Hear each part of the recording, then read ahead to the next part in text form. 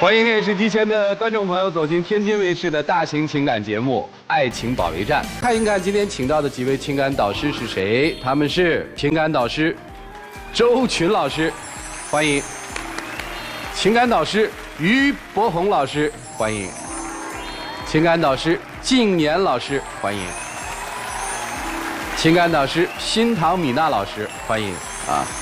看看今天4位如何帮助我们的嘉宾朋友走出情感困惑，来了解一下这对嘉宾的基本情况。各位请看。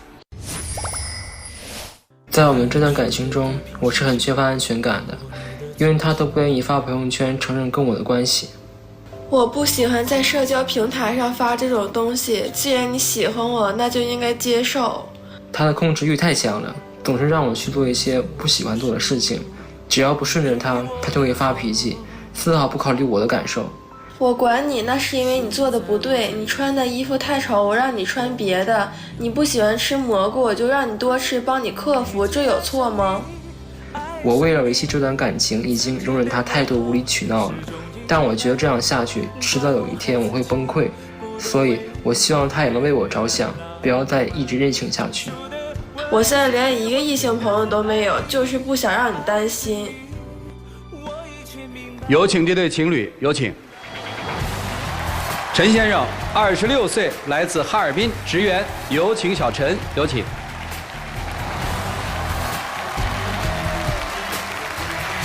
张女士，21岁，来自哈尔滨，学生，有请小张，有请。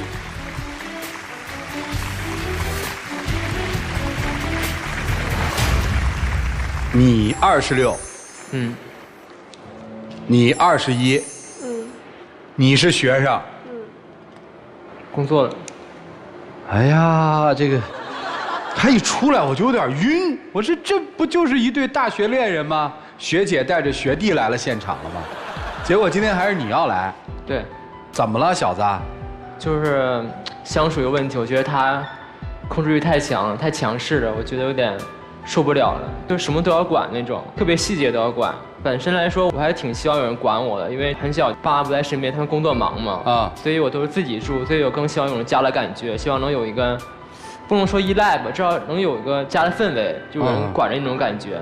一开始我跟他在一起也是看到他这一点，他还挺强势的，我觉得，有一种家长的感觉吧，有一种家长的感觉，就类似这种感觉。然后，但是没想到后来就是生活一些琐事，他管得太细了，让我觉得挺难以忍受的。比如说，冬天的时候可能比较冷的话，然后我里面会穿秋衣秋裤那种啊，但是他不喜欢，他就会不让我穿，甚至有一次直接把衣服撇掉了。或者吃东西的话，也是说他给我点什么我就要吃什么。你没有问过我要吃什么这样的事儿？但是我平常的时候也是，刚跟他在一起的时候，我就是这样管着他，因为我感觉我就像他妈妈那样，然后就对待他。而且我每次给他照顾得特别周到，然后什么都是我来做的，这样长期以来我就有这种习惯了嘛，就细节也管得挺多的。但是就是太细节让人没法接受，就是有时候吃饭我会不太注意嘛，会把袖子弄脏，就有一次就那样。但是他只要看见了之后，每次吃饭每隔10秒钟都要检查我袖子，然后吃完饭还要把我嘴打开看我牙是不是沾东西，这样谁受得了？总这样，谁受得了这样？哎呀，难怪你看着像26，他看着像21呢，你知道吗？你累不累心呢你？就是我有洁癖，然后就是他只要弄脏一次，我就以为他就是下次也会弄脏，然后我有产生心理阴影了。但你这样真的对生活有影响，根本没法生活了，这就是。我问一下，你这个妆是你要求化成这样？不是，我巨讨厌化妆。哎，你转过来我都看不清。这眼影还有这个妆容化这样，都不是我想要的。我刚刚上来的时候，我还在说这孩子怎么回事呢？对，我也在想。烟熏妆，这是怎么了？是他要求给我画，他每次跟他出门都要让我画这样，不只是出门，就算是我给他送个饭，可能看我只需要1分钟啊，但他都让我化完妆再去。那你这衣服这一套呢？一样，就是他喜欢什么样，我就要做什么样子。我以为是这个男生的这样吸引了你，原来是你把他打扮成这样的。就是我刚看他的时候，我就觉得他有这种就是气质比较听话嘛，然后我才跟他在一起的。然后到后来我就占有欲挺强的，他就是都得听我的。我觉得我这样也不太好，但是我就扳不过来，就这样了。但这样对我生活有影响，你知道吗？因为毕竟大多数人都没法接受说一个男人然后化这种妆容，而且我还需要去工作，我还去面对同事，我还去接受各种人。那你让我这个样子去工作，肯定会有人非议，会说三道四什么的。更过分的可能开玩笑也好，或者真的就好，就说出来说不男不女之类的话。而且出门的时候，可能一些年纪比较大的人，他们可能觉得化妆肯定都是女性嘛，所以会说我是女生，心当然不好受了。那你还不逃离他的魔掌？好啊！但是就像刚开始说的一样，我需要家的感觉，我觉得他能给我家的感觉，我挺依赖他的。你可以啊，你除了在他的着装上控制他，你还在什么上控制他呀？就是他干什么事儿都得告诉我，然后听我安排。我要吃东西也得告诉你，听你安排。对，比如说我会对一些食物过敏，有人跟他说了我对那个东西过敏的。然后有一次我们去吃火锅嘛，有蘑菇嘛，我提前跟他说好，我说这个蘑菇啊，我吃完会特别难受，会剧恶会吐，就挺严重的。但是他就觉得他想让我吃，我必须要吃。就那一次我吃完之后，我就特别难受，不只是身体上难受，心里更难受。我觉得不在乎我，根本就他觉得他那个占有欲比我身体重要。就我感觉你太矫情了，你不只是不吃蘑菇，而且之前的时候你还说你不能喝咖啡，不能喝巧克力的那种奶，然后但是你可以吃巧克力，我真根本就不能理解，这是你不能理解，而且你过敏源也太多了，我感觉你在骗我，我根本不相信。而且就之前的时候吧，也发生过一件事儿嘛，就我刚跟他在一起，然后我俩天天都出去玩，然后他就感觉就有点累，结果他就早上的时候，我就跟他说几点你得到，然后行不行？他答应我了，然后又迟到，我都找不到他。我说你怎么回事？怎么还不起来了？他就说他难受，他发烧了，而且就是他好几天，然后他都说他发烧了。我还特意跑到他家里，然后他确实是没有发烧，然后就是睡觉在那儿。这些都是你自己判断，你怎么知道我发烧哪难受？只有我自己知道发没发烧，什么感觉受是我感受。那我感觉你太奇葩了吧？这怎么就奇葩呢？你要说我是对东西过敏，他不知道，这我能理解。但有一次是我胃有毛病嘛，然后去医院了，然后做那个胃镜，就是大家都知道胃镜特别难受，就连医生护士当时做完都会特别关心我说疼不疼啊，难不难受啊，而且走路还扶着我，但他就像小孩一样，然后就还就是带着我转圈圈那样，觉得那样我会很开心，但我当时特别难受。那你嫌我幼稚，然后你还跟我在一起，然后但是我平常的时候我也是帮你做很多事儿，然后照顾你，然后保护你，像你妈一样。那妈妈难道还幼稚吗？你这么说的话，而且我是为了逗你开心我才那样的，我是觉得你太难受了才那样的。你有没有想我刚做完胃镜那么疼，然后你觉得我那样会开心吗？但是我是按照我喜欢的方式，如果有人这么对我，我会开心，我才这么对你。是因为你没有那种感受，比如说你生病的时候，我是不是我在照顾你，然后给你买药什么？因为我知道当时很难受，那你总得有点常识吧？就是刚做完手术之类的会很难受，基本常识要有吧？就已经跟你说了，会很难受了。一个男人被这么控制和就是一个正常的人被这么控制和折磨着，一定是难受的，是要想跑的，对吧？那个控制别人的人一定是有很多的手段或者有什么付出什么的，他是对你特别好吗，孩子？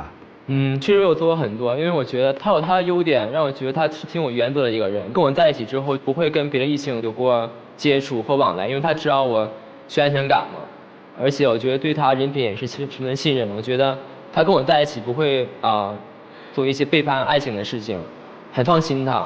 再就是之前我们俩吵过架嘛，有一次吵得特别厉害，然后他妈知道之后就反正我俩在一起，就是特别严肃的反正我俩在一起。然后有一次我去他家里玩嘛，然后他妈回来了，他妈很生气，然后想跟我动手嘛，但他挡我面前，然后就是为了我跟他妈对抗嘛。我觉得这一点来说，也不是哪个女孩都能做到的。当时我觉得他能做到这一点，别的小事我觉得我都能忍。但是当时想的这么想，但是生活中一些具体遇到一些事儿，我还是受不了。姑娘，我问你一句啊，你就没有找个什么心理大夫啊、心理咨询师啊咨询吗？就是你这种方式是不是在一个相对比较正常的范畴之内？反正就这些我也没有就是跟别人说过，但是我之前确实寻求过，而且每次就是我俩吵架的话，我也都是就是想要解决嘛，每次都问心理医生。你去见过心理医生是吧？不是见面的，就是语音的医生。他在网上咨询过这种对那种网上的，心理医生怎么说呀？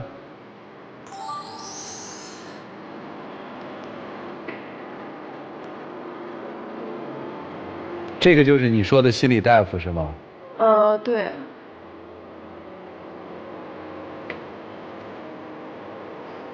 而且就之前也打过电话，就是问一些心理医生，就是我找过很多种途径吧，还看过医疗一些的书。你也觉得自己主要是这个，我还挺喜欢他，我就是挺想和他在一起的。你也是觉得你的这些反应可能有点过激，对吧？就是对他的这种对，表现方式。就是我觉得就是我确实有点过激，但是我就是已经就是我从小到大都是这种性格嘛，就比较固执，而且就是有点偏激。所以对于这段爱情的未来，你是怎么考虑的呢？我现在挺迷茫的，我也不知道我们俩到底应该怎么办，能不能走下去？因为这些小事儿每天都会发生，而且不是一段时间，就是因为以后如果在一起的话，就一直会发生这些小事儿，然后但是这些小事就是解决不了。啊，对，就是你想保护他，对吧？对啊你想关爱他，对吧？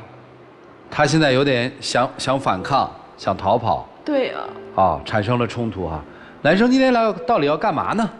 就是想知道他到底能不能做出改变嘛，因为我还挺想珍惜他的，因为我觉得他在我看来挺优秀，我觉得我很普通嘛，我觉得我只有靠听他话，就是按他喜欢的方式去做，我才能留住他，维系这段感情。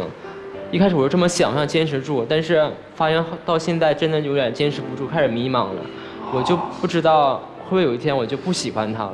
所以对你来说，按照他的要求去做是讨好他，并且能够挽留住他的唯一方式。是。因此你还在坚持，但是对于这样的讨好、这样的做法，其实你打内心是不能够接受的。是。你认为过分了，是吧？我觉得，对。女生是觉得必须这样才可以交往吗？因为我就是这样的人，然后我也。他要穿成像博红那样行吗？于老师那样？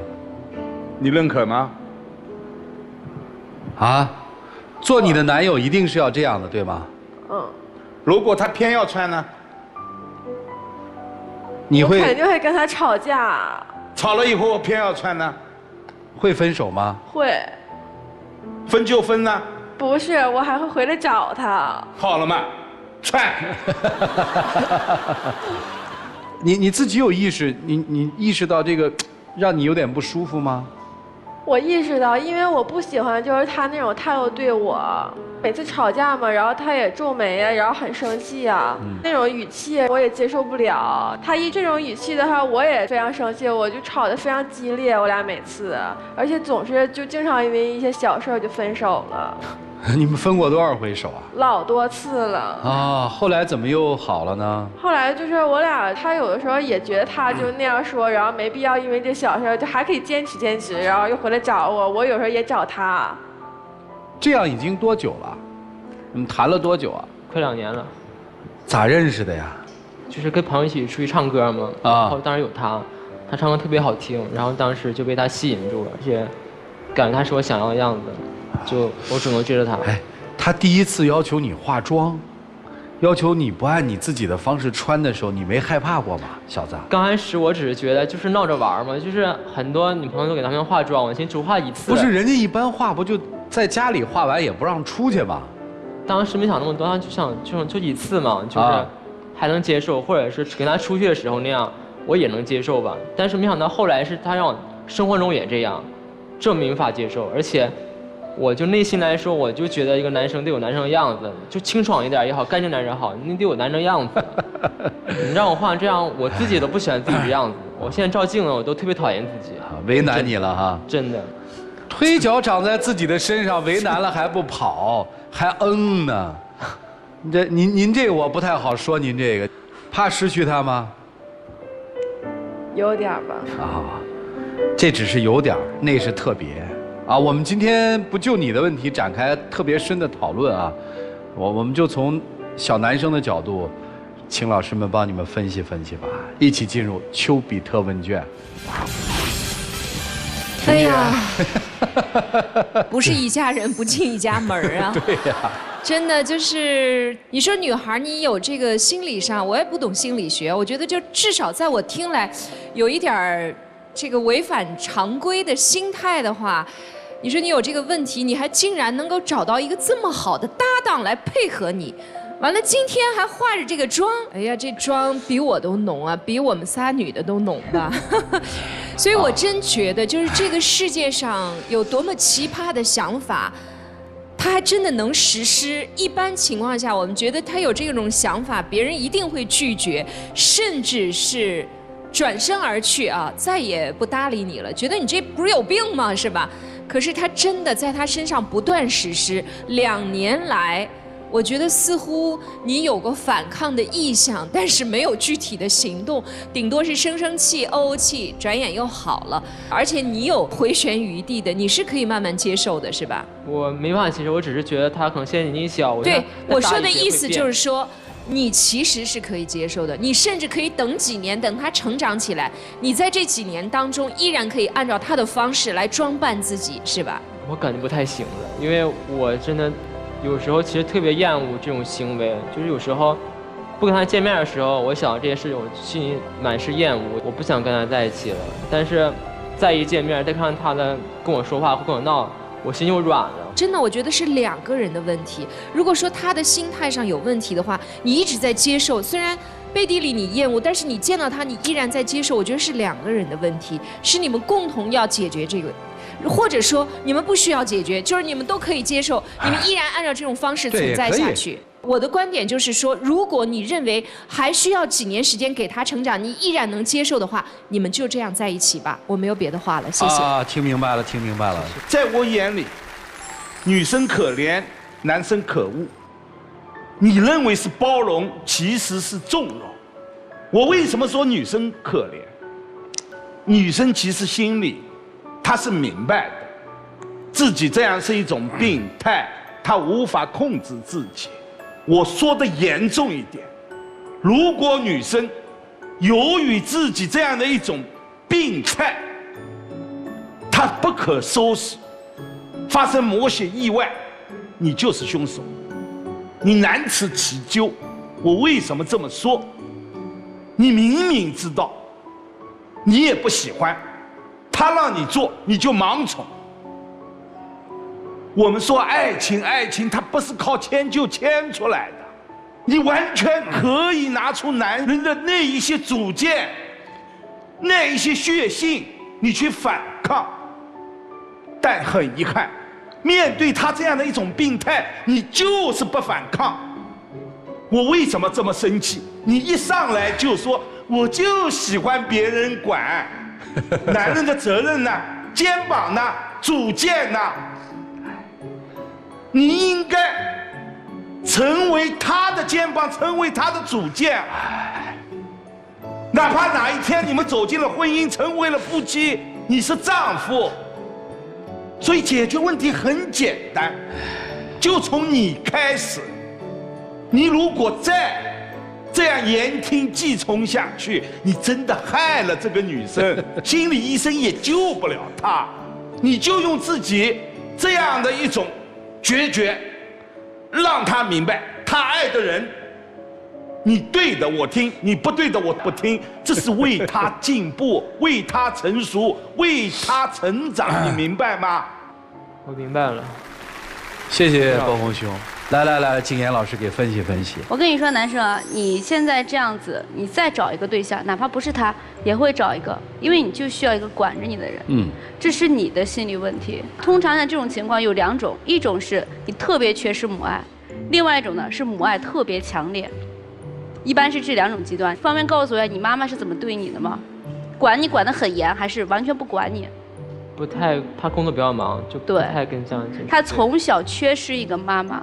所以他内心深处一直渴望有这么一个妈妈来填补他的安全感，而女生知冷知热啊，关心你，从你吃穿用度啊，方方面面都能当你妈的这么一个人。对于女生来说呢，控制欲这么强烈，我觉得跟你的安全感的缺乏也有很大的关系。因为你的这个事情，如果说从心理学来分析，要花很长的时间，我就不在这里赘述了。但是你这种过强的控制欲，通过控制欲来满足自己的安全感，我可以跟你说啊，除了他以外，他还能坚持2年，剩下的男生可能你别说2年了，估计2天都受不了，啊，所以你们俩在一块儿呢，还是挺合适的。但是问题在于，你想成为一个真正的男人，就像刚才于老师说的，你不能再找妈了，你得找个女朋友。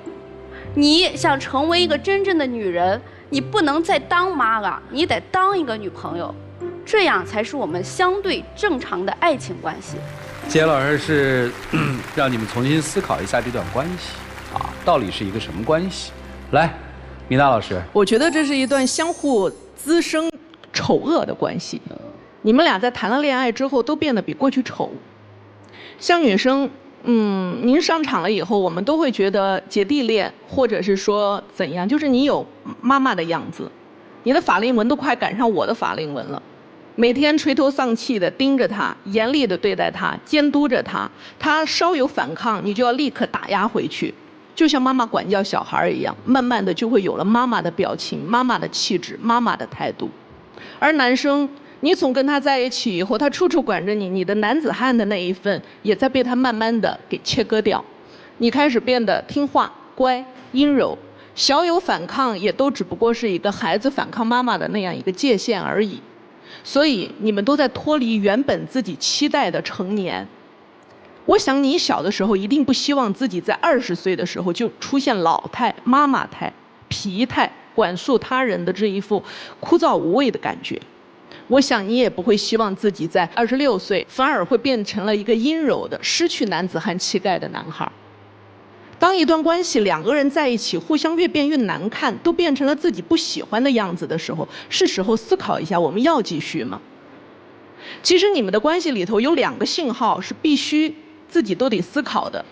男人说我爱这个女生，因为她为了我可以反抗她妈妈，我觉得她反抗她妈妈这件事儿，我以后能为她做更多，对吧？这是你的原话。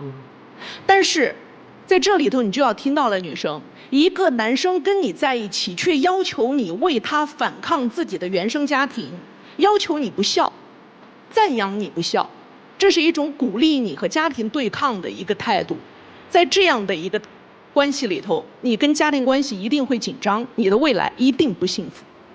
而你居然也为了他去跟自己的家人做对抗，这对你也是一个提醒。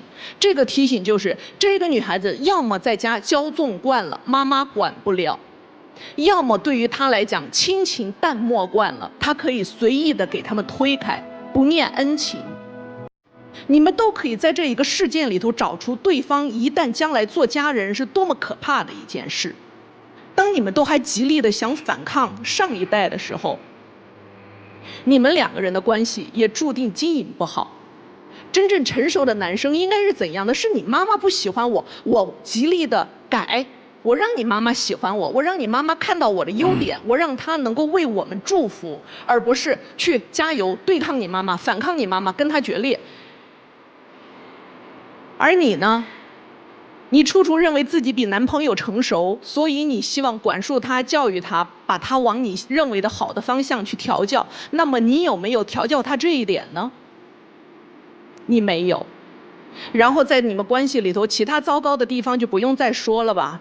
比如人家明明过敏的，你却非逼人家吃；人家做完手术的，你认为转圈圈舒服，你就逼着做完手术的人转圈圈。在一段关系里头，太过于考虑的都是自己的感受，根本不在乎对方在想什么。你们俩不能再在一起了，再在一起的话，你会老得更快，你也会阴柔的更快。最后再说一句吧，女孩子，在家庭里头被人宠坏啊，永远都还有爸妈兜底，但在情感关系里头，你被一个男孩子无条件的宠到你宠坏的时候，男生是会走的。他起初宠你是为了得到你，等把你宠成了一个坏脾气，毫不加自控、毫不加自我调整的时候，他会说我受不了你。在那个时候，你真的会变得面目可憎，没有任何一个男生再能靠近你。拜托你以后改掉那一句我就是这样的人，我就是这样的性格。你要记住，你是成年人，成年人跟孩子最大的区别就在于我们会修正和控制自己。谢谢米娜老师哈，挺有意思。这脑海里面就很多画面就闪现了啊，这个特别像一个小妹妹买回家的一个洋娃娃。这个洋娃娃，我要这样化妆，我要那样化妆，就感觉至少你可以看到，在这段情感关系当中，两个人都在退行。女生是已经退回到了童年时代，她不像妈妈，就是她是过家家的那种妈妈，不是真正意义上的妈妈。这可能是静妍老师说的那一部分的东西了。你有没有觉得你像一个过家家的妈妈？上帝视角的一个看法，那一定是玩过家家才能是。我百步所有，一切在我掌握。我给你喂就喂嘛，因为只有布娃娃喂完东西之后，他的反应是说不出来的。这个也是啊，也退回去了。你也是一个小朋友，幼儿园的小朋友是会被老师摆布的。老师说今天是一个睡衣日，穿着睡衣去学校；明天是一个洒水日，带着水枪去，你就去了。这是老师们所看到的关系不好，到底是一种什么关系？我们不去做界定，不去做界定。但是至少这个关系是不健康的一个关系，你们要意识到这个问题。至于要不要分开，那是你们自己做决定的。为什么说你们自己做决定？有些别人认为特别不健康的、不好的关系，分都分不开，因为他在下一个人身上根本找不到他要的那个东西，所以这才是不健康。你们自己去想，老师们把问题都给你们摊在这儿了。你们还要继续玩过家家吗？对吧？还要吗？女生想，男生你要继续做那个小洋娃娃吗？你们自己去想。如果你们愿意，我们有什么意见呢？来，接下来把时间留给你们，一起进入真情60秒。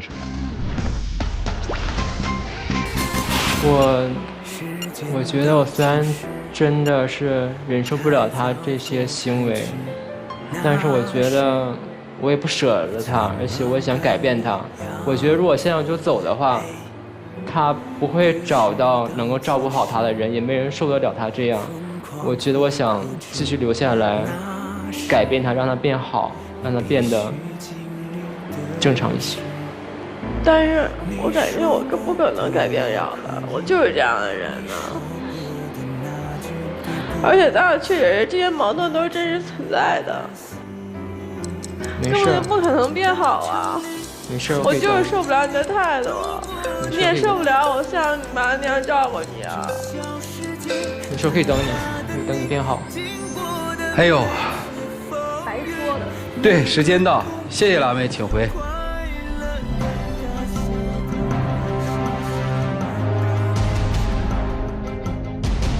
电视机前的观众朋友，欢迎大家登录优酷视频收看节目的完整内容，来看一看这一对情侣他们自己会作何选择。请开门。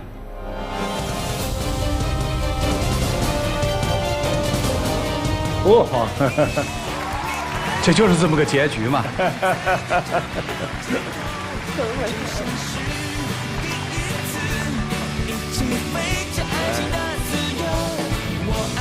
这世界上哪里在找另外那一半呢？来，见证属于他们的浪漫时刻吧，各位，请见证。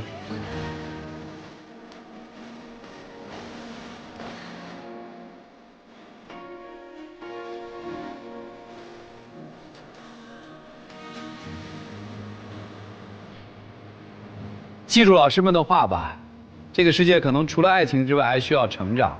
谢谢两位，请回。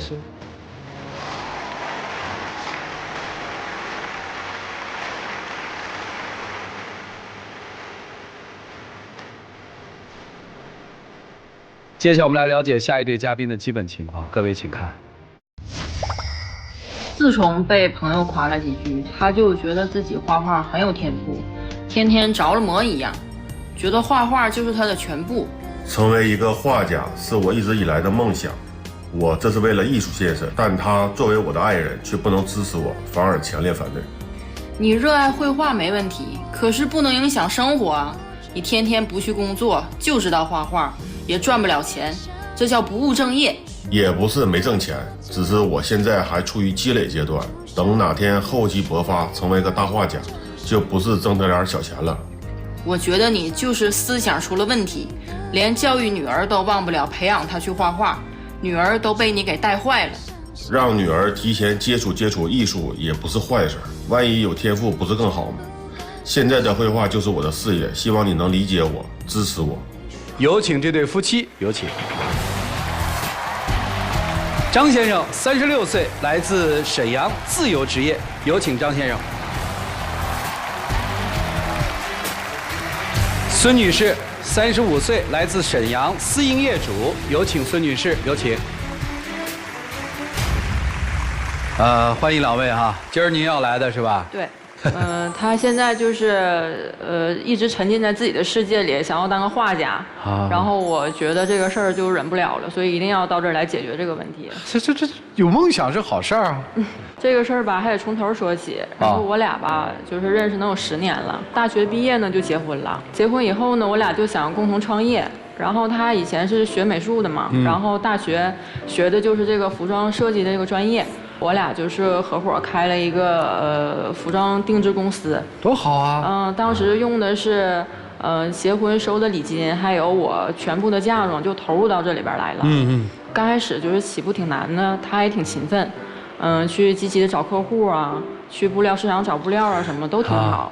多好！然后这个公司刚开始就是要好转的时候。这个时候就发生了一件事儿，他吧当时画了一幅画，然后我就挂到公司去当装饰。就是有一天他有一个朋友也是从事这个艺术方面工作的这么一个人，来了以后就看见这幅画了，然后对这画啊就大加赞赏，就说：“哎呀，张，你现在你行啊，你这功力啊，你这画我给你包装包装。”你不要每次都要提他行不行？一到谈论这个问题，你都要提他。我不提他能行吗？这个事儿就由他引起的。然后就说啊，我这给你包装包装，我这拿出去现在就能卖3万5万都不成问题。卖了吗？他不已经卖了吗？卖多少钱呀？卖了就是卖了，卖多少钱？你说当时卖了多少钱？7000。他承诺你卖多少钱？承诺归承诺，那实际的价格可能没到那个价格，那我没有办法呀。其实我觉得当时人家就是跟他客气客气他吧就当真了。你说现在你这朋友现在还联系你了吗？就因为这个他就开始要画画了，是这意思吗？对，他就觉得哎，我这有价值，我这一下就卖了7000块，我一定要钻研这个事儿。然后从那个时候开始，就公司他也不去了。这工作他也不管了，家里他也不管了，就把自己关屋里就要创作，就要开画展，以后就要当画家。后来都到什么程度了？就是家里停电了，他第一时间他不去想着交电费，他把电话打到公司里来，他找我，他让我回家去交电费。当时这个电话吧还是我同事接的。我同事听了都听不过去了，他就说：“哥，你说姐当时都忙成这样了，一天饭都没时间吃。你说你在家你没事儿，你就不能去教一下吗？”当时我在创作，那创作的时候不可能走开呀，走开了灵感就没有了，那我怎么再继续画下去啊？你现在什么事儿你都不管，你都是为了你的创作，你现在你心里根本就没有我。我就记得当时我怀孕的时候，我头一天告诉他，我说我第2天要去产检，然后第2天呢，他也不问，他也不管我。我说那我就自己去吧。我到医院了，他把电话打过来了，他问我，哎，你干啥去了？我说我都告诉你了，我头一天告诉你，我说我要去产检，你说我去干啥去了？头一天我在画室，你跟我说的时候我可能没听着，那第2天早上你就跟我说，你说我要产检，你跟我一起去，你也不跟我说，那我也不知道啊。我都告诉你了，你根本你就没把我放在心里，这个事儿你根本就没当回事儿。当时我怀孕的时候反应挺大的，我这么高的个儿，当时我都瘦到100斤了。然后我还要挺着肚子在家里刷碗，还有擦地，他都不管，他都看不见。我当初我不已经跟你道歉了吗？然后当初我因为这个事儿，我创作了3天，给你画了一幅画，你看都不看你就给撕了，那是我的心血，你也不为我着想。你的心血，我看着那幅画我就生气，我就想起我怀孕的时候你对我多不好，你把我多不放在心上。这种状态持续了多少年啊？6年时间。6年时间。6年。那你们那个店怎么样了？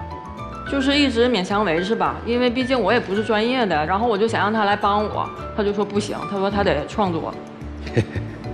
创作很重要啊，创作很重要。哎，吃饭也很重要啊，因为都有梦想嘛，那你说公司不管吧，我累点儿我也认了。家里你说你帮我分担点儿也行，家里他也不管，孩子他也不上心。我就好多次了，我下班回到家一推开门，家里就是黑灯瞎火的，然后我姑娘自己一个人在那看电视，我就问她，我说宝宝，我说你吃饭没呀？我姑娘瞅我说，爸爸说他不饿。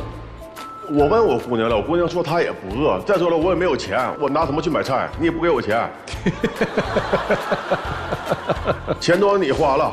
我花什么钱了？你买那么多口红，那么多眼影，那口红你这红色买那么多，我画画的我都分不清哪个红是哪个红，你能分得清吗？不，那你这是不太适合画画了啊！这颜色的观察那么，它好多红色，一个红色能干个十来种。对啊，那你是要玩画的，你就得特敏锐，是吧？那品牌和品牌不是不一样吗？家里面的生活靠谁维持呢？都是我。那我也挣钱。你赚什么钱了？那我出去给人拍片，不也挣钱吗？你赚多少钱？你不要老纠结赚多少钱，赚不是已经赚钱了吗？你跟大伙说说，你出去拍片你赚多少钱回来？500块钱。 500块钱，你说现在这个社会够干啥的？那后来我又不去了，没人给的少，所以我就不去了嘛。我觉得我现在跟他思想上都不一致了。他刚才埋怨我买口红什么的，就是以前他从来都不挑我这些事儿，他都能主动送我，什么过情人节呀什么的，还能送我花，带我去什么饭店吃个饭什么的。现在别说花，我都看不见花瓣长什么样。他没钱，更别说去饭店吃饭了啊。 那我不带你去了吗？我上次结婚纪念日，我特意提前2、3天订的那个饭店，那当地特别有名的饭店。我们去了之后也没排队，直接就搁那吃了。到时候你给我翻脸了，吃都没吃就走了。那你想过我的感受吗？为啥？我能不翻脸吗？你说人家结婚纪念日，2个人穿的美美的，去个什么高档餐厅吃个浪漫的晚餐什么的，他给我领到路边的那个海鲜大排档去，我能不生气吗？那是人文，那他家好吃，而且能体现当地的特色。我现在我真的我现在我跟你的思想我都达不到一致了。就是那个时候我俩不是总吵架嘛，然后就想就是一起，去旅游散散心，然后我俩就选择去一次泰国游。这个不去还好，一去就是吵得更严重了。为啥？因为我吧，就是想去当地的那些景点啊，或者那些就是有名的建筑啊、网红地啊，去打卡，去看一看。他就不行。 他就背着小包带着我走街串巷，你都没看见当地人看我们的眼神都特别危险。那旅游嘛，你必须要自由行。你要跟团走的话，当初你就随便上网都能查到。那我们自由行的话，就走一些别人不走的路线，要体验当地特色、当地人文。我作为一个半个艺术家吧，我要是吸取一些当地的灵感。你自信点，艺术家就是艺术家。艺术家作为一个艺术家，那我要吸取当地的灵感。那咱们一起走，你可能是。 也有一些不知的因素在里边，可能危险啊什么的，但是毕竟不还是回来了吗？是，毕竟回来了。就主要是当时你说人生地不熟的，咱们语言又不通，你要真要出点什么事儿怎么办？你说？男性有时候看结果哈，但是这6年来你这结果好像，这他天天干嘛呢？就在家里画画。就在家里画画，什么也不管。然后我一跟他说点什么公司的事儿什么，他就说啊，你不要跟我说那些，说他那些太俗了。那他有朋友吗？跟朋友社交什么的吗？ 一提朋友社交这事儿，我更生气了。他就是自从认识这些什么搞艺术的朋友，他以前都不会喝酒的，然后现在一喝到下半夜5、6点才回家。当天我是朋友喝多了，我送他回家。虽然我也是喝了一点点，但是我状态很好。回来画了好几幅画，画了3幅画，有一幅就带到现场了。这是喝酒之后画的是吧？喝酒之后画的，完当时有一些感觉。 觉得我也可以现场讲述一下这个画。哦，讲，艺术家来了，我们听听。这个画呢，就是说整个基调是以蓝色为主，蓝色呢就相当于天空的颜色，天空呢给我们带来寂静的感觉。然后黄色的部分呢是灿烂的阳光照在了那个秋田和麦地上，而金色的金粉，你看闪烁的金粉和红色有一个强烈的对比，体现出当时秋收时。 农民那种欢快的心情，你让大伙儿评评理啊，好好看看这幅画，就在跟那个家具城里挂那一排一排的卖那100、200的装饰画有什么区别？你不要跟钱挂上钩，这个东西只是我初期阶段。这个我为他说句公道话，他的美术基础还是扎实的，抽象画他还是有创意的，这个和你看到的那些商品画还是不同的。关键是老师都这么说了。关键是就这种画，他就想开画展，就想就功成名就，就想当个有名的画家。我觉得这根本就不可能的事儿。画展的可能性也是很大的，但关键问题是，现在它的核心是，你抽象画，象可以抽，但生活不可以抽。对，对。今天来干嘛呀？我觉得就是以前嘛，像刚才我说这些吧，就可能是我俩生活中的矛盾，但是现在我就感觉他已经就是影响到我的女儿了。有一次我就说你帮我女儿检查作业，他就把那个作业本就扔在一边，看都不看。他跟我女儿说，他说你算这些题都没有用，你听爸爸说，以后你把手机打开，手机上的计算器都能算出来。你跟爸爸学画画啊，跟爸爸把画学好了才是真格的。那你不要误解我的意思，我没说不让他学习，我只是说在培养他的兴趣爱好。2年之后的那科技，你可能以为他学那些东西用不着了，但是培养他的兴趣爱好，培养他画画啊，他能让他安静啊，让他对事情的专注啊，这个东西是有必要的。但是他现在这么小，他根本就没有判断力，他只能听父母的话。你现在这样已经影响他了。以前他都看不懂你的画，他现在跟我说，他说妈妈，爸爸画的画真好。我一听我都害怕了。你说他说明他成长了吗？啊。就是你能不能就现实一点儿？你说你现在你这个年纪，你上有老下有小，你说父母年纪一天比一天大了，你不想让他们安度晚年吗？孩子也一天比一天大了，你不培养他吗？那现在我的梦想，我就想成为一个画家，开一个画展，我就没有别的要求。你的梦想现在不能当饭吃，咱们还得活，还得吃饭呢。这个东西需要沉淀嘛，那时间长了，我到了一个爆发点，爆发出来了，开画展，那什么钱来不了啊？你就非得看那眼前的利吗？你就现在就全神贯注的去干一个根本就不可能的事儿。我好奇的问一句啊，就是您当画家的目的是为了开画展？哦，开画展的目的是为了？他就为了成名，满足我心里一个愿望吧。啊，从小我就喜欢画画。所以其实只要开了画展，是不是挣钱这件事儿并不重要，对吧？在你的心里？实际在我心里是这样。哎，那你就直接跟他说嘛，对吧？我的人生目标就是开一个画展，钱于我纳为粪土。那他会整天就是说就是家里一些。那接下来我因为我不懂这个东西啊，我不知道说一个人要画好画是需要全天24小时一直在那画才能画得好吗？因为我专注我的灵感，因为我画的这种抽象画，所以说我灵感不知道什么时候都迸发出来，而且是每一幅画的话，它不是说。当天就能完成，他只是说一部分一部分去完成。您打算什么时候开画展？开画展现在不需要什么条件嘛？对，租个地方不就开了吗？但我现在对我的作品还不满意，这可麻烦了。您要满意了，30-50年也是他呀，180年也是他呀，您什么时候能满意呢？这个不好说。那这老婆孩子咋整啊？当时我们一起创业的时候有公司，其实那个公司维持家里开销是可以的。那这公司谁管啊？目前都是他管。那为什么人家要管啊？对呀，关键是你说创业容易守业难，再加上我也不是学这个专业，就是所以公司倒了怎么办？对，在维持这个公司方面就是挺费劲的，我就想让他过来帮帮我。现在我就是什么呢？因为已经迈出去这一步了，我就想完成我的愿望。是。然后这几年已经过去了。而且出了一小部分作品，但是可能还没达到我的要求。因为我不懂艺术啊，就是我是觉得在生活里面，好像不影响画画。对，就你做点什么事儿不影响画画。这个我听你这个感觉，好像就是说我是唱歌的，我就不能干其他的事儿。对，我就这种。那些音乐学院声乐系的教授就不能唱歌吗？对。那些唱歌的就不能当声乐系的教授吗？那好像，我真的不懂啊，我不明白，我只是好奇请教一下。事儿就摆在这儿了，最后我还想问妻子几个问题。老哥哥就这么一直干下去，你打算怎么办啊？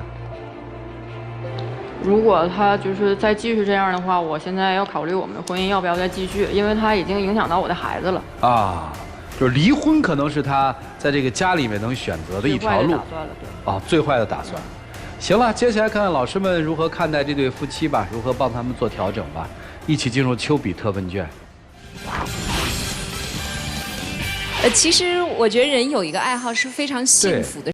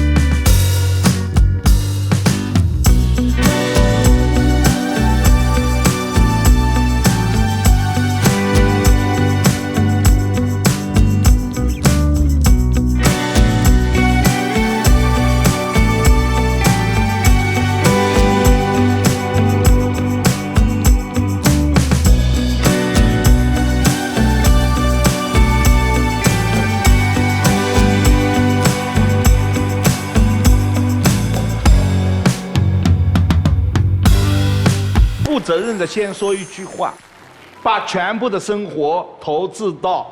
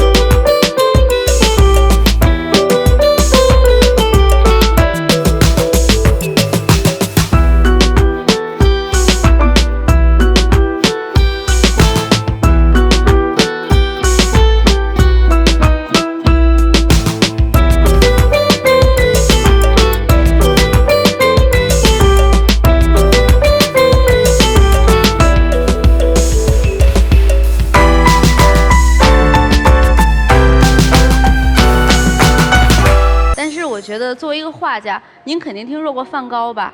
听过。梵高在真正成名之前，他是一贫如洗的，最后是饿死的。梵高这个人，那梵高他走的这条路，他献祭的是自己的人生一生和献祭了自己的生命。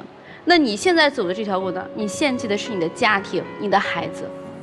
我觉得呢，追求梦想没有错啊。如果你真的觉得我画画这个事情是我一辈子必然的追求，为了他我可以不顾一切，那请你自己走这条路，不要拖给你的老婆孩子。如果你觉得你不能，你觉得你还需要一个家，还需要孩子，那请你为他们分割一些。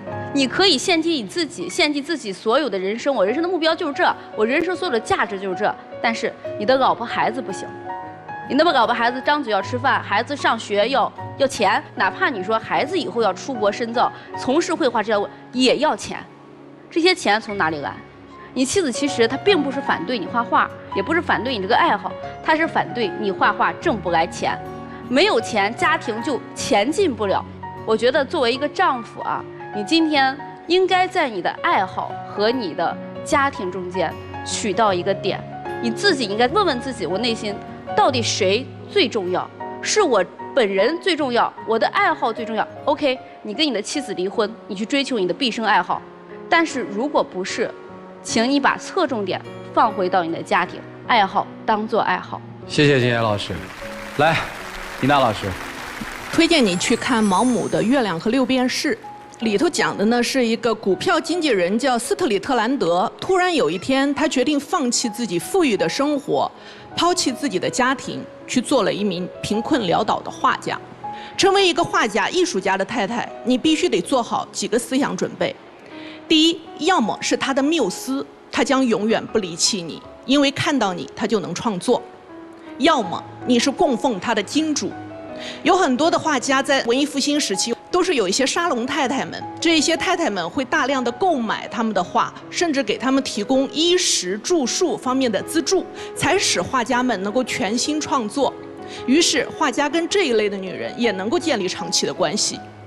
但如果你既不是他的缪斯，就像刚刚他解读他的画给你听，你觉得你什么都看不出来，然后跟街上的100-200块钱的没有任何区别，你也不愿意在经济上去支持他的时候，你们的这个关系的确是相当危险的。即使今天不是你说要走，也有一天是他说要走。《月亮和六便士》这本书的名字其实都很耐人寻味的，有人为天上的月亮神魂颠倒，有人只盯脚下的六便士。你先生在为天上的月亮神魂颠倒，而你却盯着脚下的六便士，在想着将来我们的衣食住行、柴米油盐到哪里去。这个冲突的确是发生了，的确很难调和。所以您也得想想。但是我在这个事件里头，其实我个人是很了解他的，因为我在30岁以前我写了10多本书，从30岁到现在又7年过去了，我一本没写出来。为什么？柴米油盐和2个孩子，我的生活被完整的打碎了。创作是一个需要连贯的过程的，它有一个你去思考到你去落笔，然后到你全部弄完，它真的是需要一个整块的时间，而任何一个时间把它打散，这一切又得从头再来。但是我不后悔，我不后悔的原因，沈从文说过一句话，在高空生物是无法呼吸的，因此我得贴近地面。对我来讲，我就是这样的选择，我选择了家庭，柴米油盐酱醋茶。但你呢？你得问问自己，你想选的是什么？我不想绑架你，一定要回到家庭里头来，抛弃艺术，抛弃你的梦想。因为人在任何时期忽然有了梦想，忽然有了精神追求，这个我觉得都是一件好事儿。但如何平衡？如何使你的妻儿免于饥寒交迫之苦？如何能够让他们得到一些安全感？可能您需要稍微的调整一下。画画是可以画，但是画画之余，是不是可以做一点跟画画相关的工作？比如教小朋友画画，既然你也愿意教自己的孩子，那办一个补习班或者怎样，或者类似的这一些，看能否平衡。2个人并不是说一定要选择离婚，还是必须在一起，这不是你们此刻要做的选择，而是你们得试图去理解和了解对方所处的一个，管它是困境还是机会。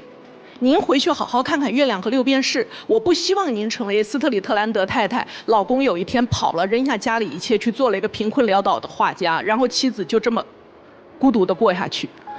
我也不希望您以艺术为名义自私下去。艺术是应该把美和爱传递给所有人，这也是你希望他们看到的。如果你的妻儿都不能够在你的作品里感受到温暖和美感，那么对于一个画家来说，这可能是最失败的。这里面我觉得所有老师讲的最核心的一个词，我听到的就是平衡嘛，就人生怎么去平衡嘛。其实米娜老师说那个是这样，你看这个文艺复兴时期，达芬奇啊、米开朗基罗这帮，都是要画画挣钱的。包括为什么说这个达芬奇是那么伟大的一个人，说他是个科学家，他画这个炮，画这个桥，他的桥梁设计，那都是他在意大利要问那些金主收钱的项目。就绘画这个东西难在什么地方？真的没有统一的标准。就是有些作品你看完以后，别人觉得很普通，但是你看完以后就完全被震撼了，可能哪个地方就共鸣了。就这个东西就不好说，所以我们世俗的来说，像我这种俗人，世俗的来说，就这条路要走通需要运气。对，除了不懈的坚持，还需要运气。那在运气没来，你该坚持坚持啊，这就不要啦，孩子也不要啦，你琢磨琢磨，你琢磨琢磨。反正这个，我真的挺反对说我们浇灭一个人的梦想的。他可不可以有自己的画展？我觉得完全可以有自己的画展，为什么不可以有？我特别羡慕这种，就为什么我没有这样的勇气，放下一切去追求我自己爱的事儿呢？你有，我觉得棒极了。可是现在你有了老婆，有了孩子，你自己琢磨。一起进入真情60秒。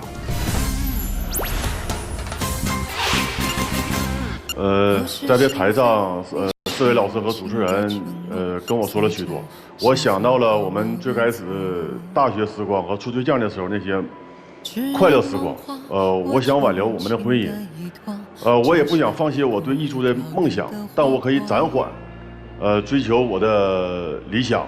我先从我们共同的公司抓起，然后把重心放在工作上，用闲暇时间重新创作我的作品。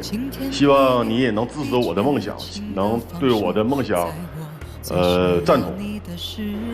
其实我该说的也说了，该吵的也吵了。刚才你说的这些话，以前你也说过。我现在就希望你能好好想一想，你以后到底该怎么办？你想好了，你再来找我。好的，我会认真想。哦，刚才那一段话以前也说过呀。对。这怎么特别像一个酗酒的人说我再也不喝了，像一个要戒烟的人说我再也不抽了。好好想想，这是不是真话啊？你也判断判断，要不要再信他一次？谢谢两位，请回，请回，请回。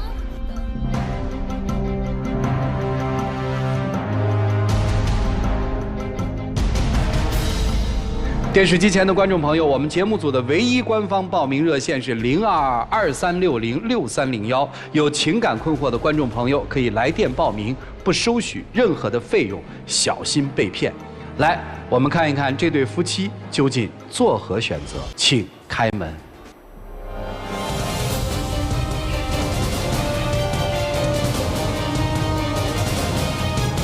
啊，没问题吧？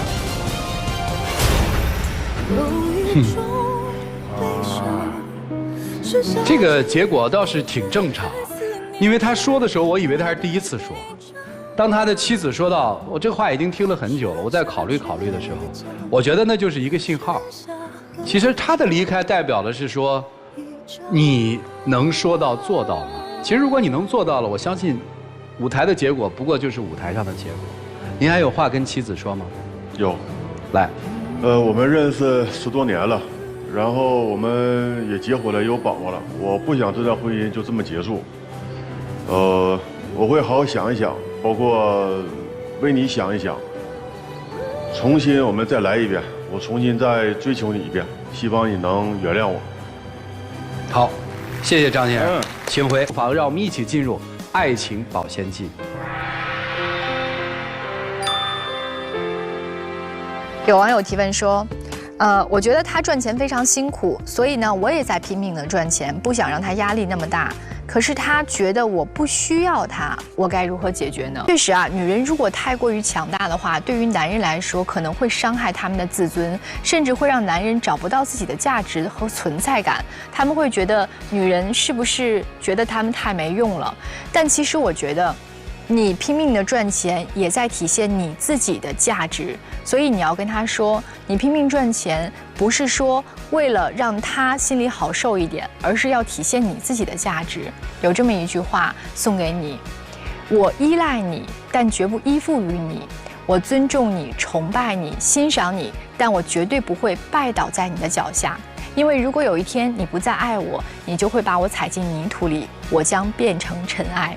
所以你只要告诉他你依赖他，但是你不依附于他就可以了。祝你幸福。也谢谢电视机前观众朋友的收看和陪伴，我们下期节目再见，谢谢大家。